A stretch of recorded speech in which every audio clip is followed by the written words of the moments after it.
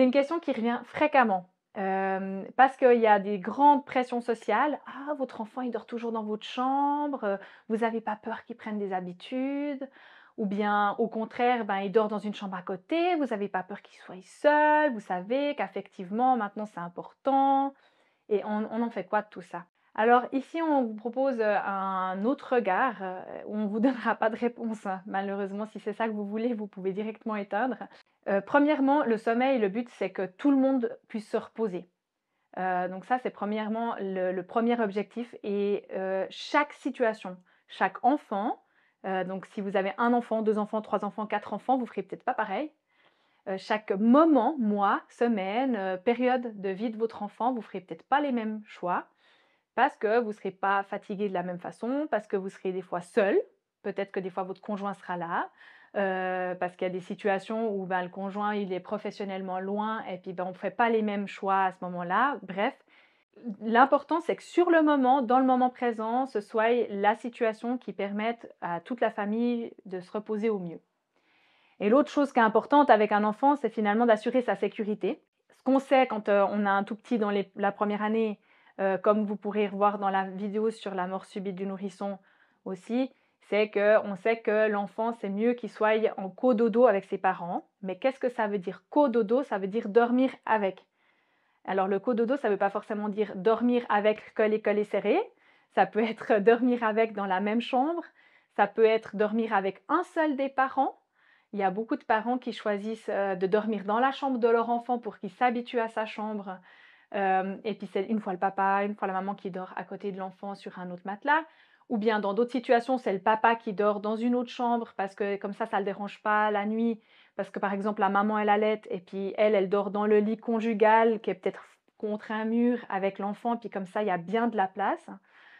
Il y a mille et une façons de faire. Ce qui est important d'un point de vue sécurité, ben, c'est aussi de penser que si l'enfant il dort avec vous, souvent les parents ils se disent: «Ouais bon, c'est momentané». On espère que ça passe parce que justement, dans le domaine social, c'est moins valorisé que l'enfant il dorme dans le lit de ses parents, mais dans la réalité, c'est assez fréquent. Donc installez-vous confortablement et installez-vous de façon à ce que votre enfant il soit en sécurité. C'est jamais momentané, même pour une nuit. Et ça, c'est aussi valable quand vous partez en vacances et c'est aussi valable quand vous allez dormir chez des amis.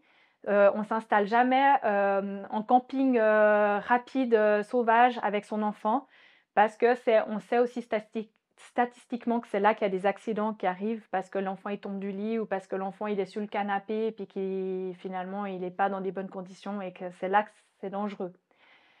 Donc, les bonnes conditions pour dormir avec un enfant, c'est de faire bien sûr attention au duvet, aux couettes, aux oreillers qui peuvent, créer des étouffements. Donc ce qui est conseillé, c'est que l'enfant il dorme toujours au-dessus de ses parents. C'est-à-dire que quand, il est endormi, il puisse être en fait un peu plus haut que ses parents qui vont dormir plus bas que lui. Parce qu'il y a moins de probabilité qu'il descende dans le lit, qu'au contraire, que vous lui mettiez la couette par-dessus. Donc finalement, vous avez froid, vous vous recouvrez. L'autre façon, c'est vraiment d'essayer aussi, de bien vous habiller vous et puis d'avoir vraiment, une couverture toute fine qui fait que vous limitez beaucoup le risque, de pouvoir recouvrir votre enfant avec. Et puis là aussi, de nouveau, si vous sentez que c'est un momentanément important de dormir avec votre enfant et puis que c'est le plus confortable pour vous, pour moins vous lever la nuit, bah, organisez-vous pour peut-être avoir le grand lit conjugal avec votre enfant. Ça fait peur à plein de couples. Plein de couples nous demandent: «Oui, mais bon, il y a vraiment cette crainte que si le couple conjugal ne dort pas ensemble, ça aura un impact sur, sa pérennité».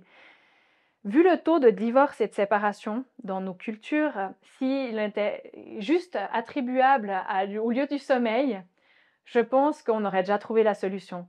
Non, ça a aucun rapport. Rassurez-vous, il y a plein de couples qui ont, des situations, de vie avec des horaires particuliers, des gardes où ils doivent répondre au téléphone, qui font le choix de dormir séparément, dans certaines nuits et puis de se retrouver à d'autres moments et que ça va très bien. Donc, c'est pas ça, momentanément, qui va incriminer votre couple. Mais par contre, si c'est important pour l'un de vous, c'est important d'en discuter, de regarder comment vous pouvez trouver un moyen de répondre à tous les besoins, de vous retrouver peut-être un moment, le soir, dans une chambre et puis de pouvoir rejoindre, votre enfant pour dormir dans une autre. C'est pas forcément non plus marqué que c'est la maman qui doit dormir avec, l'enfant, le cas échéant. Il y a plein de papas qui le font très bien. Il faut savoir aussi que dans le mode de sommeil, il y a beaucoup de parents qui souffrent et souvent des mamans plus que les papas, mais il y a beaucoup de mamans et de parents qui souffrent d'hypervigilance.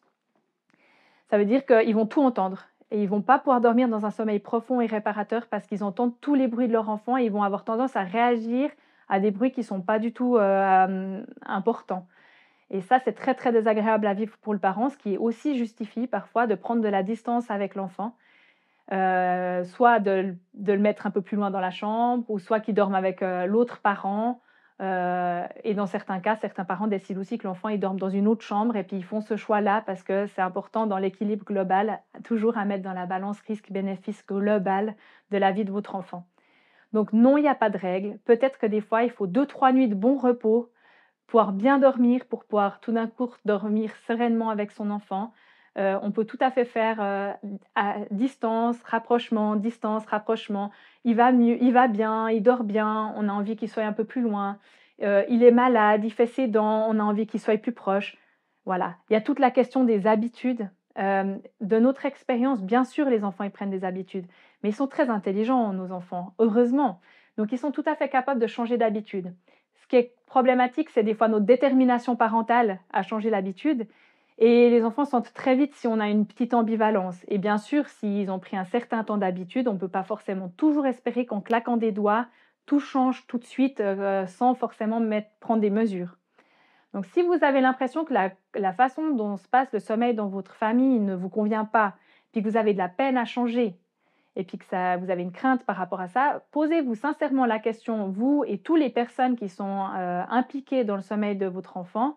Est-ce que vraiment tout le monde a vraiment envie que ça change? Ou est-ce que quelqu'un finalement trouve que la situation, ça ne me dérange pas tellement? Et dans ce cas-là, des fois, vous avez quand même la solution aussi, que peut-être que le modèle que vous idéalisez n'est peut-être pas celui, qui est le bon pour vous.